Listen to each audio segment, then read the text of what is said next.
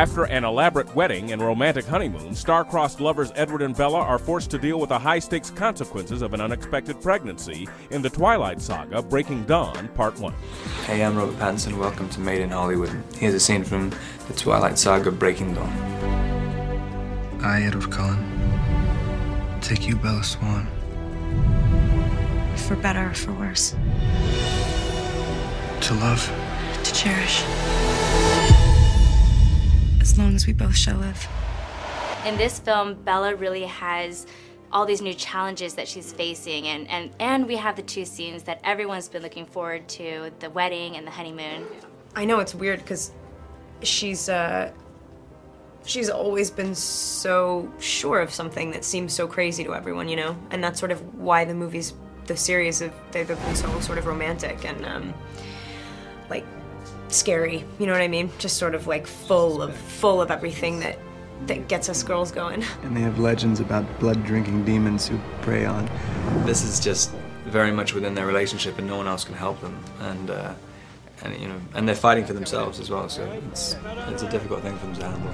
He's always wanted one thing, and that's to end up with Bella. And then when he realizes that that is not going to happen, he deals with it how Jacob would always deal with problems. He loses control. This is how I'll remember you. Pink cheeks, heartbeat. I think I'd be used to telling you goodbye by now.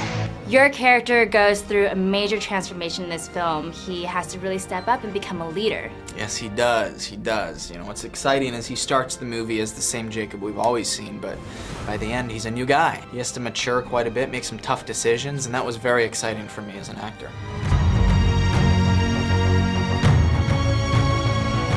You know, I think this is like a classic Hollywood type of movie. It's a romantic melodrama, you know. They used to make a lot of those that fell out of fashion.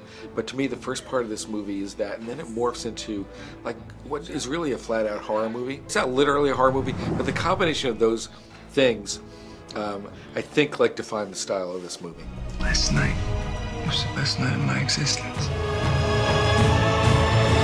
Were you nervous to go into production for this film? Were you kind of feeling the pressure that you had to live up to the fans' expectations? Yeah, totally. I mean, I have that with every movie anyway, but more so with the Twilight series and more so with this installment. We knew that it was going to be a 6-month shoot, and that's a lot, because usually we're doing 3-month shoots.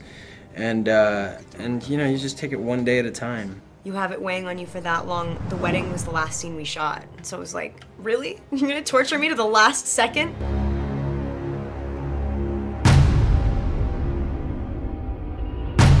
It's impossible. Whoa. I think that my favorite part of the film is when we see the shift in Edward's reaction to the baby, because at first he just wants it out, he doesn't really care about it, but once he actually starts hearing the thoughts of the baby, this changes, and I love to see that shift, and I love to see kind of how they come together. I mean, there comes a point in the relationship, like no matter what a guy thinks, it eventually comes down to whatever. The girl is the one in control of it, and as Edward has been the most controlling person throughout, or even if it's with good intentions, it drives him crazy, and he basically has to surrender his entire ego. The fetus isn't compatible with your body. It's too strong and fast-growing. It's crushing you from the inside out. We didn't think it was possible that she could get pregnant. We didn't really know that a human and a vampire could. Yeah. Yeah, I mean, I felt like I needed a parachute. I was like falling through space when I got that word. Despite all of their differences and how much they hate each other, they have to join forces. They have to join together in order to save the one person they love. I can't see Bella's future anymore. She's really concerned because she doesn't know what's going to happen, and usually Alice does know what's going on, and the fact that I feel like you kind of think the worst if you can't see someone's future anymore. Everybody really is just thinking about Jacob and what is this going to mean for him, and concerned for his feelings and his well-being. You're the enemy now. Sam won't hesitate. You will be slaughtered. I think it was also cool to really see him join in on the Cullen family. It was a nice little change to be able to see him roaming around the house. It was, yeah. I mean, and he's very different when he's with his pack compared to the Cullens. I mean, he's a little uneasy at first with them, but slowly he becomes more comfortable, and they become his new family. Because actually, Jacob sort of does this gives her this huge break. He's like, yeah, you can stay with me. If Sam comes after Bella, are you really ready to fight your own brothers? Then he's torn between his old family, the pack, who he's always been loyal to, and his new family, and he really has to say, all right, what's the right thing to do? Get ready, they're coming for Bella. They're not gonna touch her. If you kill her, you kill me! These moments are so built up that I didn't want to look back and go, you didn't even have that experience. Like, I don't even remember what it felt like. And so to be honest, I have no idea. I just went.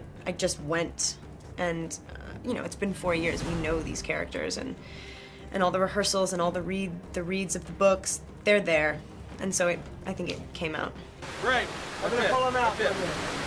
You know, I think that's the essence of this this series. It's like that's what's cool about it. There are these vampires and shapeshifters living in a very real place. You really believe these people, and even those vampires, you know, they live in a kind of real way. So that's, I think, if you don't have that, then you're betraying what the whole thing's about.